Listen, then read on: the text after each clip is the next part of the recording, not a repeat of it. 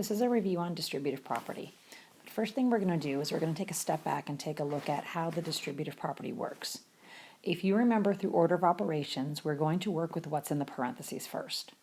So the first example is 2 multiplied by the sum of 3 and 4.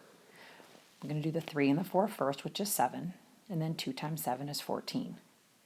It also works if we have subtraction in the parentheses. So we have 9 minus 4 is 5, and 3 times 5 is 15. So let's take a look at how the distributive property works. So right down here, we're going to actually see the distributive property in action. So what we're doing is we are multiplying the 2 and the 3, and then the 2 and the 4. The 2 is being distributed, shared with, multiplied with the two terms, 3 and 4, inside those parentheses. So what you get is this second step here, 2 times 3 plus 2 times 4. 2 times 3 is 6, 2 times 4 is 8, and you get 14. Now, looking at this second example, we wouldn't do this. We would just simply go back to this first example and add 3 and 4 and then multiply by 2. That's just going to be more efficient. However, we have to understand why we can distribute. Let's go back up here, take a look at it with subtraction. So 9 minus 4 is in the parentheses. Let's do that first. And that gives you 5. 3 times 5 is 15. So if we take a look down with the distributive property, we'll notice that we have 3 times 9 and then 3 times 4. So that's this step. And then we have 3 times 9 is 27 minus 3 times 4 is 12, and that gives you 15. But I just want you to take a look right over here, because the subtraction is not commutative. We cannot switch the order of the 4 and the 9. This is not going to give you the same result as here. It's going to give you a negative number.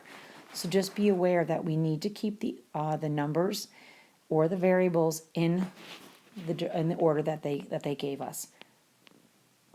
If we were to take a look at one of the examples that we did in class, and we go ahead and throw in that variable, what we are going to see is we have to multiply the 2 by that first term, just like we did right here, 2 times 3, plus the 2 by that second term.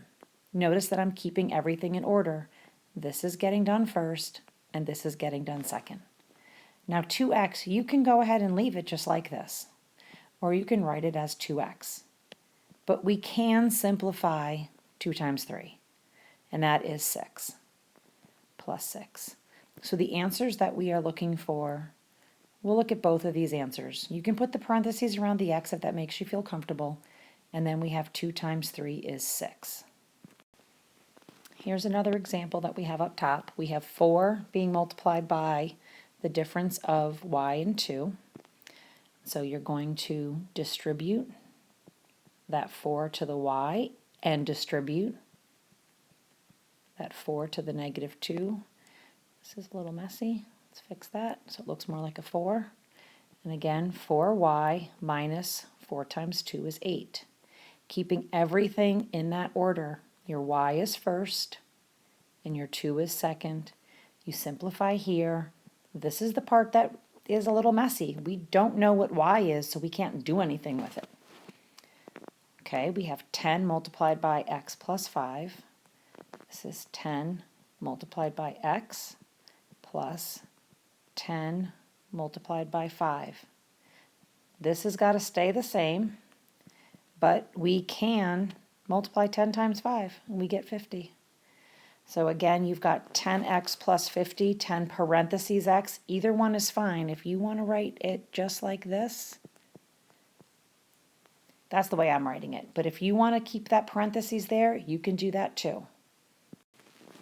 Now here I did 7 multiplied by the sum of 4 plus x. Same thing.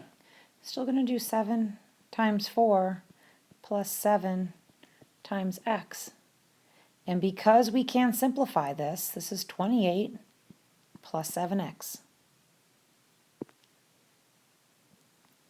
This is 8x minus 24.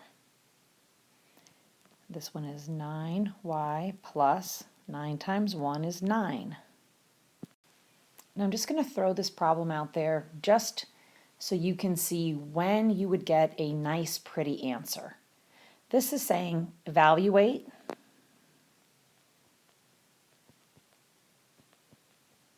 That didn't write very well. 3 multiplied by x plus 2 if x is 4. So what we have to do here is we have to distribute. And then we can say, all right, well, x is 4.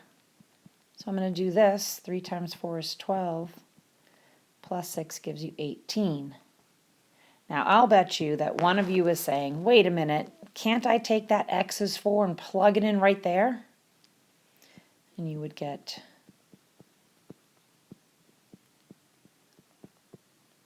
4 plus 2 is 6, which then gets you to 18. Yes, you could.